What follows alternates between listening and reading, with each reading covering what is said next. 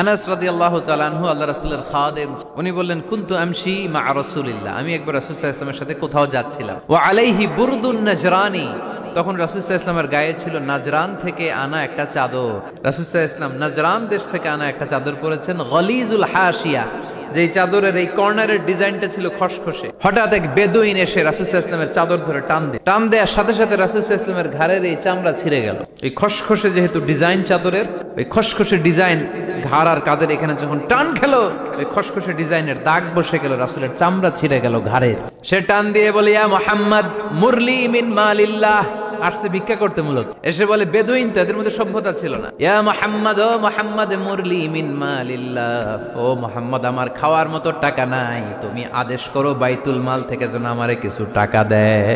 আসছে ভিক্ষা করতে আয়েশা চাদর ধরে দিছে টান, ঘাড়ের চামড়া ছিঁড়ে গেছে।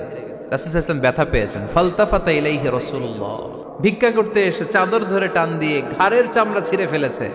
রাসূল তাকিয়ে মুচকি হাসি দিলেন, মুচকি হাসি দিয়ে বললেন, যাও বাইতুল মাল থেকে কিছু সম্পদ ধরে দিয়ে দাও। কি নবী ছিলেন, তার মানে উনার গায়ে যত আঘাতই আসতো কখনো উনি রাখতেন, তবে মাঝে মাঝে রাখতেন। যদি আল্লাহর বিধান লঙ্ঘিত হতো তখন বিশ্বনবী রেগে যেতেন।